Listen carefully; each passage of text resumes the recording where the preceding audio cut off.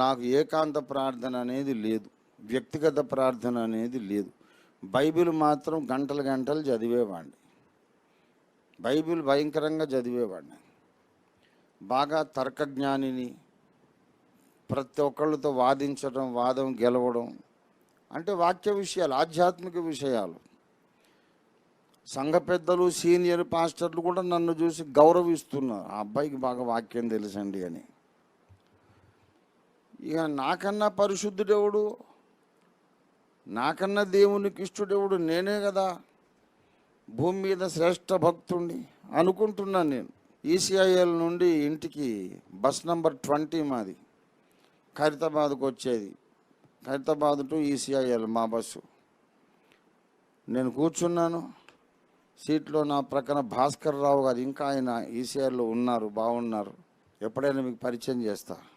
దేవుడు నన్ను పిలవడానికి భాస్కర్ రావును కూడా వాడుకున్నాడు.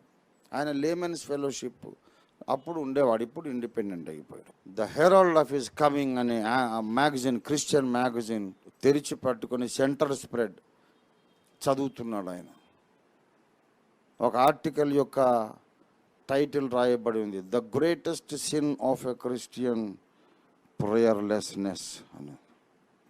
క్రైస్తవుని యొక్క అతి గొప్ప పాపము ప్రార్థన చెయ్యకపోవుట. ఆ టైటిల్ అది నా నెత్తిన పిడుగుపడ్డట్టు అయిపోయింది. నాకు బాగా బైబిల్ తెలుసు, బైబిల్ జ్ఞానం ఉంది, నేనే గొప్ప భక్తుడిని అనుకుంటున్నాను. కానీ ఈ ఆర్టికల్ ఏం చెబుతుందంటే, భూమి మీద అతి ఘోర పాపిని నేనే అని చెబుతుంది. నేను ప్రార్థన చేయటం లేదు. బాబోయ్ బ్రదర్, ఆ పేపర్ కొంచెం ఇస్తారా నాకని చెప్పి తీసుకొని ఇంటికి వచ్చే లోపల 20 కిలోమీటర్లు ఈసీఐఎల్ టు హైదరాబాద్, ఖైరతాబాద్. ఆ ఆర్టికల్ చదివేసరికి మా ఇల్లు వచ్చేసింది. బస్సు మెట్లు దిగుతూ తీర్మానం చేశాను, బాగా జ్ఞాపకం, ప్రార్థన చేయకపోవడం అనే ఘోర పాపం నేను చేస్తున్నాను. ఇప్పటి నుండి నేను నా ప్రాణమైనా పోగొట్టుకుంటాను కానీ ప్రార్థనా జీవితాన్ని సాధిస్తాను ఎలాగైనా అని తీర్మానము చేసి మెట్లు దిగాను. ఇంటికి వెళ్ళాను, కుర్చీలో కూర్చొని చాలా ఏడ్చాను, బోరుమని, ప్రభువా నన్ను క్షమించని.